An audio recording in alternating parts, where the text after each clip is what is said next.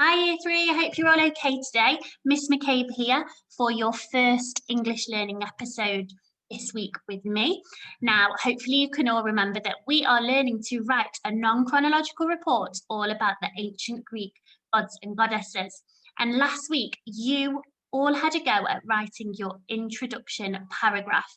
And wow, they were fantastic. Me and all of your other teachers are so proud of the standard of your writing whilst you have been at home and also for those children in school. Okay, you've still got amazing attitudes to your writing and you're really aiming high. So I just wanted to start by celebrating that. And here on the screen, you can see some examples of some beautiful writing that was sent to us last week. Now, these pieces of writing are great for lots and lots of different reasons, okay? All of these children used fronted adverbs and adverbial phrases with commas after them within their writing to give facts. All of these children tried their hardest with their presentation and their handwriting. All of these children used the facts that we researched last week. They remembered that our purpose when we are writing a non-chronological report is to give information, and they use their facts to do this. And here, this child here, and that was Shania, she edited her writing and she changed it based on the feedback that she was given. And I just thought that was amazing. She did that really quickly. She listened to the feedback that I gave her, and then she made those changes in her introduction. You can see that here. She changed some of her sentence and rewrote it again. So well done. If your writing is on the screen right now, if I could have, I would have included lots and lots more examples. But there are just some great examples there. So well done, everybody. Now, before we move into our new learning this week and explore the features of a non-chronological report even more, I want us to have a quick quiz to reset our brains. Okay, so I've got 3 questions for you. I'm going to read the question. I want you to say out loud what you think the answer is, and then I will reveal that answer to you. So, what is the purpose of a non-chronological report? And I've already given you a little bit of a clue that just a moment ago. So, what is the purpose of a non-chronological report? Well done. It's to give information to the reader or to inform. Question number 2. Which presentational feature is like a mini headline and summarises what the next paragraph is about? I wonder who can remember that. What is that presentational feature called? Great job if you said a subheading. That is right. And finally, number 3, true or false, it's important to include opinions in a non-chronological report. Is that true or is that false? Well done. It is false, because in a non-chronological report, we need to remember to include facts so that we give information to our reader. So hopefully that has helped you to remember our learning from last week. Here on the screen, you can see our tree map that outlines all of the features of a non-chronological report. And last week, we did a really great job in finding all of these features. Now here, you can see that one feature that we haven't explored yet is the language feature of complex sentences. And that is what we are going to explore this week together. And we're going to have a go at writing our own complex sentences too. Now, here you can see what our non-chronological report is going to look like on the page. Last week, we focused on writing our introduction. This week, we're going to be creating sentences that can be used in our paragraph about the gods and our paragraph about the goddesses. So these 2 paragraphs are going to give the reader information about some of the gods and about some of the goddesses, okay? And that's what our subheadings explain and summarise just there. So we're going to be using complex sentences within these paragraphs. But before we start to write complex sentences, we need facts and information to use. And that's why today, Tuesday the 19th of January 2021, we are going to be learning to retrieve facts from a text, something that we should all be quite confident at doing because we've done this a lot. How? By reading and researching together. And why? So that we can find facts to use in our paragraphs about the gods and goddesses. Okay, so what we are going to do is we're going to read some information and then we're going to retrieve the key facts. So we're going to pick out those key facts from that and summarize them using a bubble map. Okay. I'm going to show you how to do that now. Okay.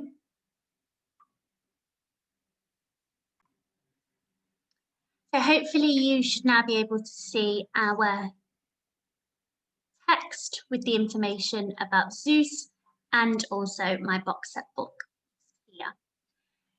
Now, this text here should look familiar to you. I know that you've used this with Mr. Martin yesterday in history to find out some information about the Greek gods and goddesses, but you were mainly focusing on what each god and goddess was responsible for. For example, Zeus was king of the gods and god of the sky. Today, we're focusing on finding out even more information that we can give to our reader in our non-chronological report. So, the first thing that we need to do in order to retrieve the key facts is read our text. Okay. After that, we'll think about what those key facts are that we want to include. So now I'm going to read the text. Greek gods, Zeus. Zeus was the most powerful of all the gods. He was god of the sky and the king of Olympus. His temper affected the weather, and he threw thunderbolts when he was unhappy. He was quite grumpy, Zeus was. He was married to Hera. Zeus had the power to transform his shape. He was ruler of all the other gods and was seen as powerful, strong, and unpredictable. Did you know Zeus's father was worried his children would betray him, so he ate his children? Wow, that's an interesting fact, isn't it? So maybe that's where Zeus got his powerful, strong, and unpredictable behaviours from. Okay, so what I need to do now is pull out some of the key facts from this text and summarise them using my bubble map. So I'm going to show you how to do that now. First thing I'm going to do, as always, is write my date into my book. So today, it is Tuesday, the 19th of January, 2021. Well done, Miss McCabe, you've got the date right. Hopefully I can keep this up all week. And our learning episode is English. And we are retrieving facts. I'm going to underline that with my ruler too. Now, as I mentioned before, we're going to be using a bubble map. Okay, and we know that a bubble map is used to describe different subjects. Okay, so what I'm going to do just here in the middle is I'm going to write Zeus because he is the god that I am retrieving facts about. I'm going to draw my bubble around that. And now I'm ready to write some of my facts to describe Zeus around the outside.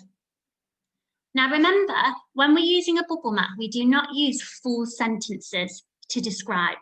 We use words or phrases because they are going to be easier for us to remember. Okay, so that's something really important for you to remember today. We're not writing sentences around the bubble map. Okay, so Zeus was the most powerful of all the gods. He was god of the sky and king of Olympus. Okay, so I'm going to include that onto my bubble map. So here I'm going to draw my line off, and I know he's the most powerful. Okay, so I can write here, most powerful.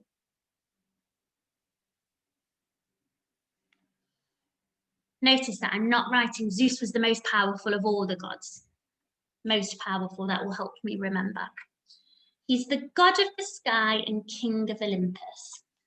So I'm going to draw another line off here.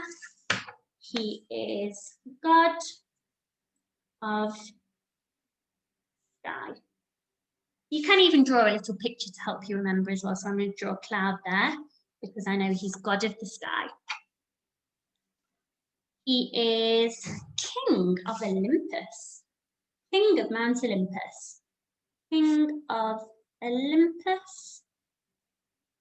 Remembering my capital letter for Olympus, proper noun, the name of the place. And again, I can draw a little picture to help me. So there's Mount Olympus, and then I'm going to draw a crown there because he's king of Mount Olympus. I'm going to now go back to my text, read the information, and then retrieve the key points. His temper affected the weather, and he threw thunderbolts when he was unhappy. That's an interesting fact, isn't it? That he threw thunderbolts when he was unhappy from the sky. So again, I'm going to draw my line coming off. I'm just going to write thunderbolts, because I will remember what that means. And again, I can draw a picture to help me remember. So here's him from the sky, and he's throwing thunderbolts.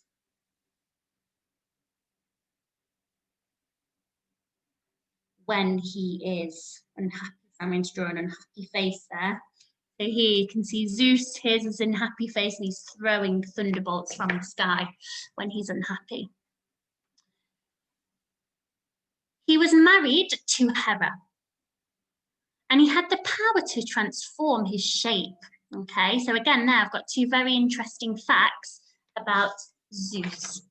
And I know that you know he was married to Hera from your tree maps yesterday. So his wife was Hera, and he could change his shape.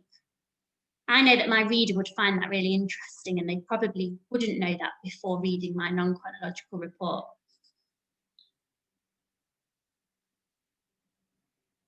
Probably going to fit one more fact onto my bubble map, so I'm going to carry on reading, and then I'm going to choose my favourite fact now to include in my bubble map. He was ruler of all other gods and was seen as powerful, strong, and unpredictable. Yeah, I've already written here that he's powerful, so I don't need to include that. Perhaps I'll write that he's unpredictable. That means you don't know how he's going to behave. Did you know Zeus's father was worried his children would betray him, so he ate his children? Now, this is an interesting fact, but it's about Zeus's father, so I'm not going to include that in this bubble map here. So I am actually going to choose just that adjective there, that he was unpredictable, didn't know how he was going to behave. Unpredict. Okay, I'm going to include that there. Perhaps our fact here about Zeus's father could be included in our fact box at the end of our non-chronological report when we start to write some fun and interesting facts for our reader. So I will remember that fact and perhaps use it when we come to write this part. Okay, so here you can see that I have retrieved facts from the text, from the paragraph, and summarised them using my bubble map, just by using words and phrases and some pictures to help me remember that key information. Today, you are going to do the same thing. You are going to choose 3 gods and 3 goddesses to retrieve facts about, using the information text that is on Class Dojo. You're going to create a bubble map for each god and goddess, just like I've done here. So I've given you an example of Zeus. You are going to complete a bubble map for the gods and goddesses that you choose. You could even write this example in your books too, so that you have this one. Then you'll just need to choose 2 other gods and 3 goddesses. So you'll use the information text. I'm just going to share that with you now.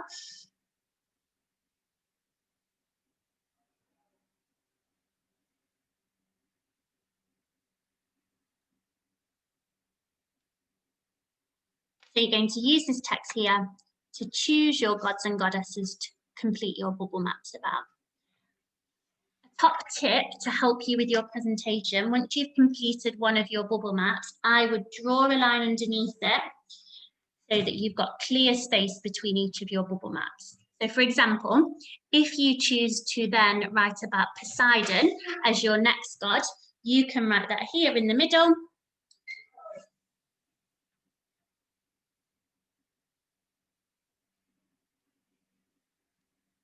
And then start your new bubble map here. Okay, so you might need to use 2 or 3 pages today to write your bubble maps, but that is fine. It's going to be really important to have this information in our books so that later on in the week when we are writing our complex sentences, we can use these facts. Okay, so have fun finding out lots of facts about the gods and goddesses that you didn't know before, and use your bubble map to summarise those facts. We're looking forward to seeing your bubble maps, and please do include some images or some pictures if that will help you remember these facts too. Thank you, everybody. Have a great Tuesday.